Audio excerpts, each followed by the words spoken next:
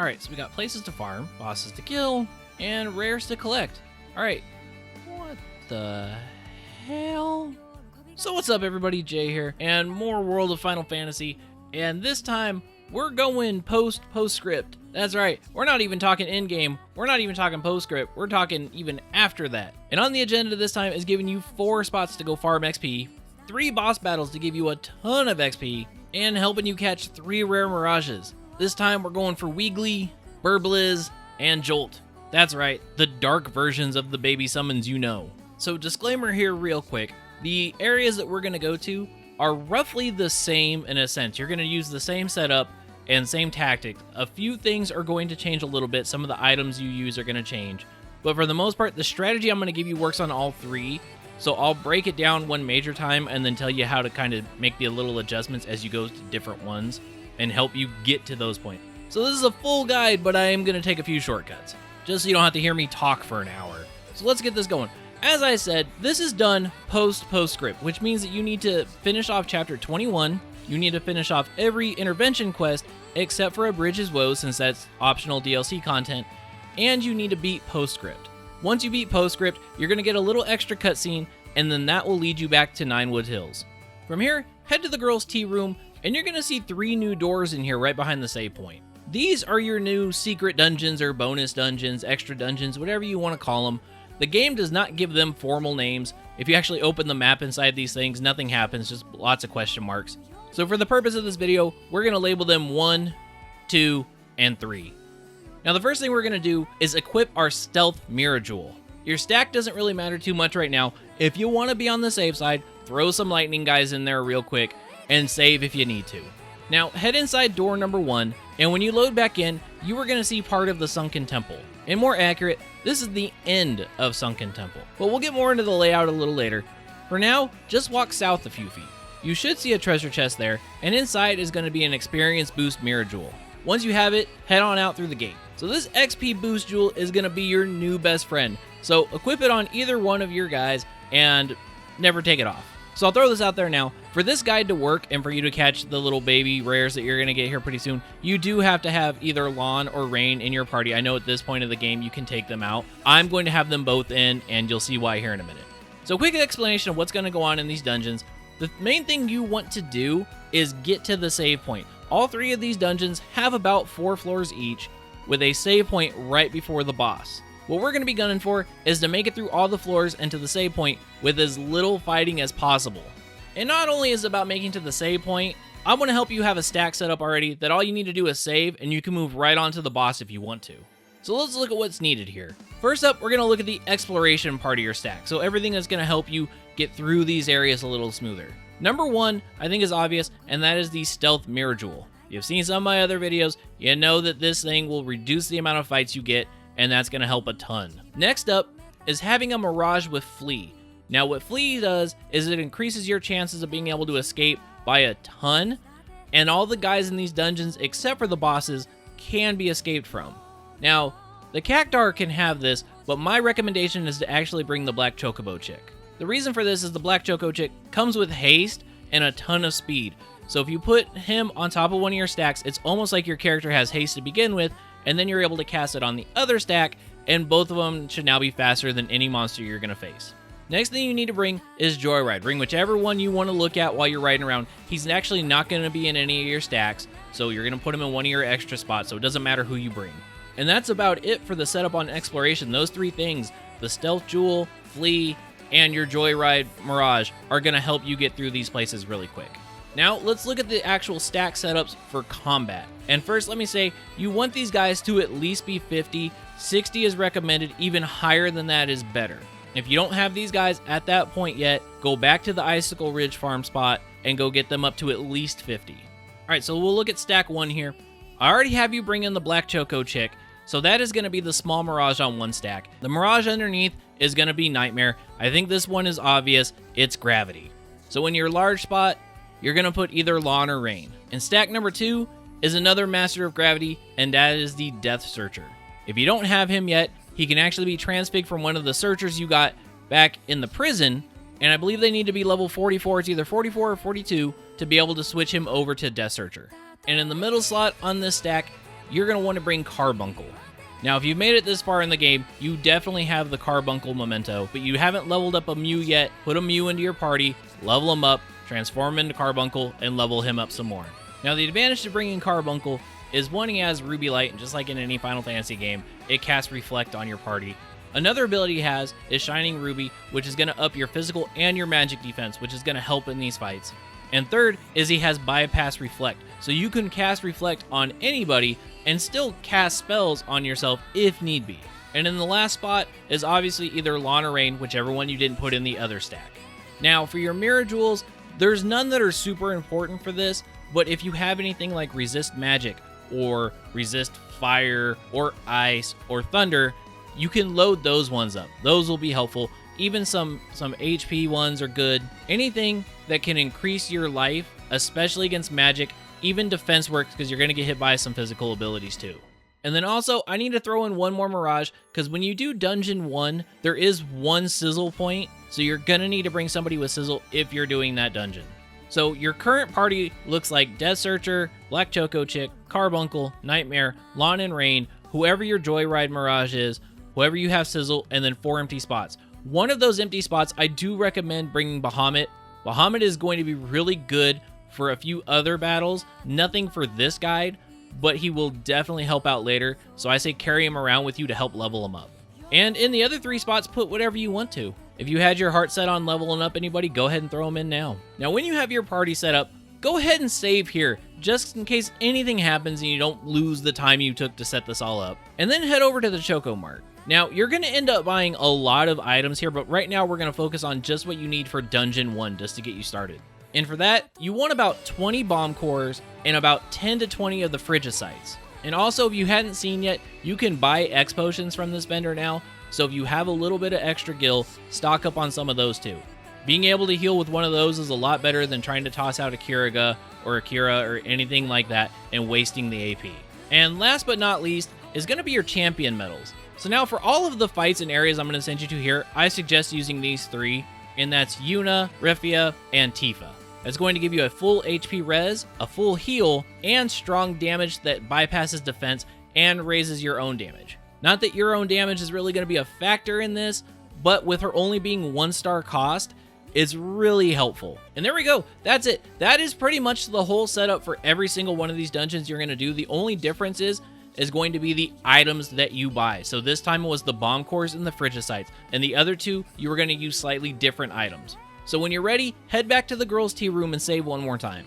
And when you're done with that, head on into dungeon number 1. Now, I will say right off the bat too, there are a lot of treasure chests throughout all 3 of these dungeons. We're not going to stop to get them. The only chest that was truly important was the XP boost, which hopefully you still do have equipped. So if you want, feel free to stop for some of these chests or come back later when you've leveled up a little bit more and you're a little more comfortable with the fights. So once you're back inside the Sunken Temple, you're going to head off to the right.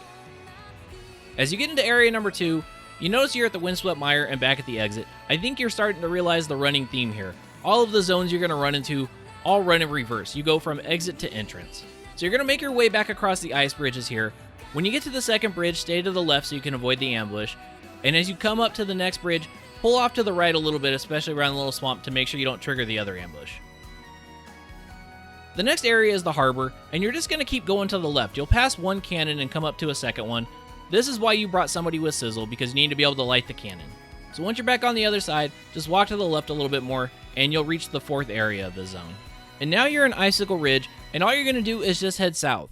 This is going to lead you directly to the save point. Now this is your first farm spot. It works the same way as some of the other ones do. You just want to maybe spin around in circles, run in the small area right here or something, right by the save point. That way you can touch it after every battle to refresh your HP and AP. If you're going to stay here and level, you can go off to the left. There is an item down there. If you go off to the right, you're going to fight a Mimic, which is really tough if you come in here at slightly lower levels. And heading to the south actually leads to the boss. So that's what we're going to focus on now. So if you're going to do the boss, make sure you save.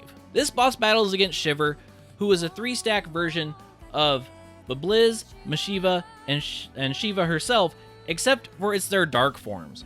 And if you want to, right before you initiate the battle, you can switch out your Mirror Jewel, your stealth one, and putting something else that might help you.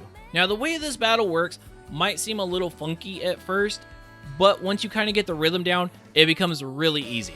So what you want to do is, if your stack with the Choco Chick goes first, you want to cast haste on the other person. I know this kind of pulls away from having a gravity go right away, but having haste on that second person right away helps out more than getting that first gravity off. So after the first person gets off gravity and you get to your next set of turns, go ahead and use an ether and machine gun out another 1 or 2 gravities. This will get you right around the halfway point of health on Shiver. From here, you're going to try to topple the stack. But also remember, anytime they get close to killing you, go ahead and throw out a potion. And don't be worried about dying either. If she kills one of your stacks, the other stack should have plenty of time to get another turn and get a Phoenix Pinion or a Phoenix Down off. And if things get dire, this is what you brought the champion medals for. You have the revive, you have the heal, you actually can recharge them fairly fast depending on how much she's hitting you. So it's not too big of a deal. So don't freak out if somebody dies or you get a little low on health. So now, after you've used some of your topple spells, things like Horn or Punch, and her stack does start to topple, just do regular attacks. When she gets to that point where she's almost critical and about to fall over, don't attack her yet. Wait till you get to that part where you'll have back-to-back turns. So what you want to do is let your stack with Carbuncle go first. Cast Ruby Light to get Reflect on both stacks. And the advantage to this is you're about to unstack. If you cast a spell on the stack, once they unstack, all 3 members still have that spell. So if you were to unstack both stacks after casting Ruby Light, all 6 party members are going to have Reflect. So after you have Ruby Light casted, have the other person defend until you have both stacks ready to attack. Right here is when you're going to unstack both and attack with the first person who gets the chance. Even with weak attacks in unstacked form, the topple strength is still the same. So if they were at that critical point, one hit even from something like the Black Choco Chick is going to unstack Shiver. Now here's the important part. This right here is your small window of opportunity to try to catch Brrblizz. And it's a small window because the second Shiver has another turn, they will restack. Brrblizz will attack, Shiverna will attack, Shiver will not attack first. She will restack, and then her turn will come up just seconds later again. So what you want to do here is have all of your mirages use the Frigicite you bought. And the reason for this is ice attacks will trigger Brrblizz. Try to get off as many as you can. If you want to use Lawn or Rain to get an extra one in, especially if you think that they're going to get another turn before Shiver gets another turn, go ahead. This is another advantage, though, to also bring in the Black Choco Chick, because with his speed, he should be able to go 2 or 3 times before even one of the Shiva clones here gets a chance to go. After you've gotten a few Frigicite off and Lawn or Rain come up, go ahead and start trying to imprison. With good luck, you'll catch him on the very first try. By the time you catch him, it should just be about time for Shiver to restack. And this is the reason you casted Ruby Light before you did this. If you fall into that small window where Shiver restacks before you do, she might cast Blizzaga, which would be really strong against all 6 of you. But with Reflect up, it is going to reflect back to her and heal her, but the amount she's going to heal is pretty insignificant to what you're about to do. So from here, it's all about prepping to nuke. And by that I mean, you want to make sure everybody's healed up, you want to make sure that people have haste, and if you need to, get another gravity or 2 in. You're not going to need your AP, so you can go ahead and just blow it all right now. Then, when everybody's healed back up, use Tifa. If you haven't had to use Yuna or Refia, you should have all 3 stars. Using 3 Tifas here might actually win the fight. If you use all those and the fight's still going on, this is how you nuke her. Get both of your stacks back up to the top, just like you did like you were going to capture, and unstack both of them. If you want to, cast Ruby Light right before you unstack. Now what you want to do here is with all 6 members down, go into your items and start using those bomb cores. A full set of 6 is worth 18,000 damage. So depending on how many times you got to use Tifa, this can either go really quick or it could take a few extra turns. And that should do it. That should kill her. If this doesn't work right away or she gets in a lucky shot, don't get discouraged. This is why you saved right before the fight. This can take a little bit of time to get used to, but it is pretty much a surefire way on being able to beat her. Those few shots of gravity knock her down to under half, which is huge damage because it is total to having all 3 of them alive. Then you take away one altogether and taking away Brrblizz, which cuts down her health even more. But there you have it. You get 210,000 XP for beating her. Not only that, but you got Brrblizz. And as I said earlier, the strategy that you're going to use for this one is actually the same that you're going to use for the other 2. The only difference is the items. So once you're done with this fight, go through the gate and it sends you back to Ninewoods. Save up right here and remember to put your stealth mirror jewel back on if you took it off. And then after that, head back to the Choco Mart. Restock up on X potions if you need them, and then buy more bomb cores and solid Frigisite. Those will be the two that do a lot of damage here. And then the other item you're going to want to also get is the Electro Marble. And seeing Lightning being as the last one you're going to buy, I'm sure you can guess where we're going. We're going after the Romu clone. So when you're stocked back up on items, and don't forget ethers too. If you used a lot of ethers for gravity, go ahead and restock on those too. But once you're done with all that, head back to the girls' tea room, save one more time, and then head into dungeon number 2. Dungeon number 2 here is going to send you into the Mako reactor in the prison that you saw earlier in the game. And just like the first dungeon, you're at the exit. So from the gate, head south. There are 2 treasure chests here. There are Mega Potion, Mega Ether. You can get those pretty quick because you're not really going off the path. But after you get that, just keep going south into the next area. This is the same spot where you fought the Death Machine boss earlier, so just walk across there and then head up. This is going to lead you to the staircases like it did when you were here earlier in the game. Go up the first one and walk past the little trash bin and go to the next set of stairs. After you get up these stairs, turn around and cut back the other way. And try not to get hung up on the open doorways like this. Head up the stairs and that's going to send you to the train graveyard. From here, follow the path that leads slightly to the left, and you're eventually going to come up to an area that forks a little bit. Take the left path of the 2 and just keep following that around. You're going to see a platform with 2 treasure chests. You can go get those if you want, but once again, we're going for speed, so just go down. And this is going to bring you to the Crystal Tower, and thankfully, you're only a few feet away from the save point. So go ahead and go up and save. Now, right here, be very careful. The clone Romu, which is actually Ray Romu in this one, is just right there, so you take a few steps too close, and you're going to trigger him. Now, if you want to use this spot to level, go ahead and take off your stealth jewel, and then just walk back and forth on the staircase. And actually, there's 2 treasure chests at the bottom of the stairs if you want to go get them. But once again, we're here for the fight. So when you're ready, go ahead and take off your stealth jewel, put in something else if you want to. Make sure you save, and walk up to Ray Romu, where you're going to battle him, Volter, and Jolt. Now, the same strategy applies on this one as it did with Shiver. You're going to want to knock his health down to around half, maybe a little bit less with 2 or 3 gravities. And then you're going to want to set up to unstack him. The only difference between this fight and the Shiver fight is that he can actually cast haste on himself, which makes your window to be able to imprison and hit him with items even smaller if he's got haste right before you unstack him. But as I said, the principle here is still the same. A few gravities, start trying to stagger him and topple him, and then you're going to want to go after Jolt with some of those Electro Marbles. Now, if you are unfortunate and he does have haste, this is going to be tough to get a lot of these off on him. So you might be trying it with just 1. But hopefully that won't be an issue. Once you capture him, it's the same method as you did before against Shiver. You've already knocked down about half their health, and now you've taken out another small chunk by removing Jolt from the fight. I will use this spot right here to do a little lesson about overextending though. When you break off to nuke with items, if you feel that he is going to do something like Thundaga, or you've seen that your reflect has worn off, and you second guess using another item, go ahead and stack back up. There's nothing like catching Jolt, getting him down to very little health, and then telling yourself, no, I'll be fine for a couple more items, I can win this, and then have him use Thundaga, and you not have reflect up, and it kill you. So even with nuking him, you can still take some caution. But once you're ready to do the item nuke this time, you can either use the bomb core, or you can use the solid Frigisite. Both of them work. He is equally weak to both fire and ice. And just like the Shiver fight, don't forget to throw in Tifa. If you didn't have to use Yuna or Refia to heal or res, it's great to use her 3 times in a row. And there you have it. Another boss down, 213,000 XP this time, and you've got Jolt. So head back through the gate and back to Ninewoods. And remember to save up again and put back on the Stealth Jewel.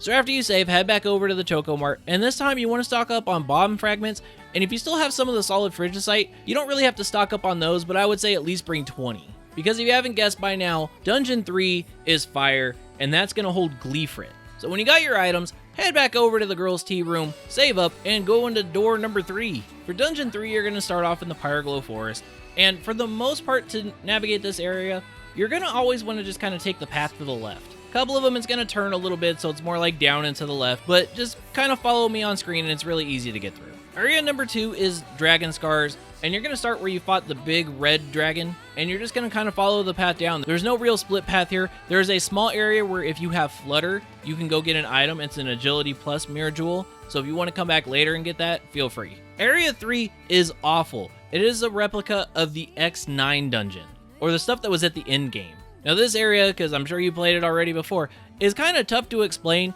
As linear and straightforward as it is, it can be a little confusing for people, so just follow where I go on screen, and you should make it pretty well to the end. And just so you know too, every single one of these chests that you see in this area do have items. So feel free to stop and get them. Most of them aren't off the beaten path or anything. Go ahead and grab them if you want. And then the next area is Valley Scars. When you're in here, you want to head to the left. You're going to pass a chill point and just kind of go up the little ramp and keep heading off more to the left, a little up left. And you're eventually going to get to the platform that has Glyphrit on it. Or Gleefrit. It's one of those two. Make sure you stay to the left, hug the wall a little bit, and you're going to make it right up to the save point. If you come in on the right-hand side, you might trigger him. So now if you want to use this point to level up, all you would need to do is just keep walking back and forth on the stairs. It'll never proc his fight or anything. He's never going to aggro you, so you should be good. So when you're ready to fight him, go ahead and save up, and remember to switch out your stealth jewel. And just as the other two fights, this is gravity and items. Gravity him up, unstack him, steal your new Wiggly, Tifa, more items,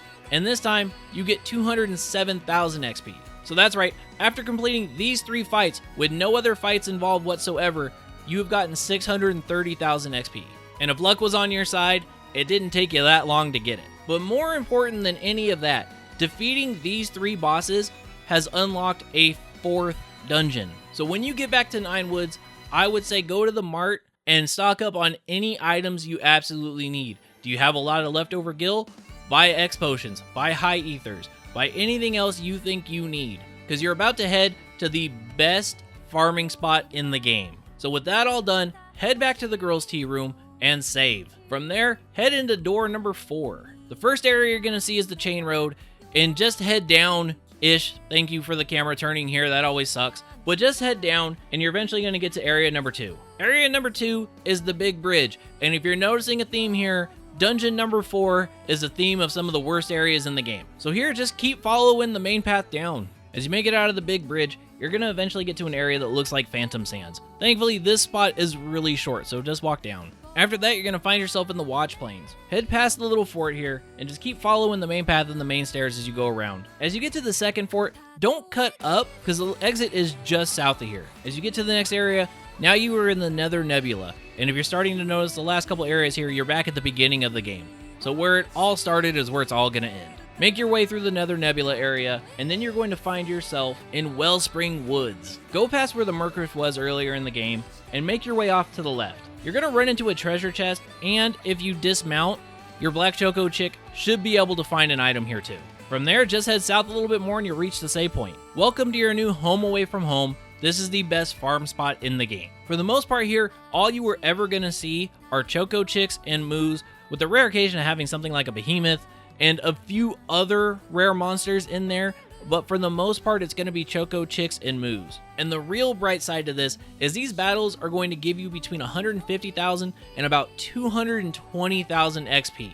And even if this area is a little too tough, there is a trick you can do to still get XP. Let's say you get into a battle with 6 Choco Chicks and you're only able to kill 2. If you still have the Black Choco Chick equipped, you can flee. Anything you killed is still going to give you experience. So even if you kill 2, you can walk out with about 60 to 70,000 XP pretty quick. And whatever you do when you're walking around in this area, don't click on that purple crystal. So there you go. 3 rare mirages, 9 if you count their extra forms, 4 new farm spots, and one of them being the best one in the game. So if this helped you out any, please like, subscribe. I have had a blast doing these videos. I had a ton of fun playing this game. I still actually have a few more guides coming out, but I wanted to get this one out because this was an important one. This is going to help you with all those tough fights to do in the Coliseum and all that. So as I said, if it did help, leave a like, maybe subscribe. Hope you stay around. I'm going to have a ton more videos, and I will see you in the next one. Well, not later. You know what? Let's click that purple crystal real quick. Hey, isn't that one of those robots from Xenogears?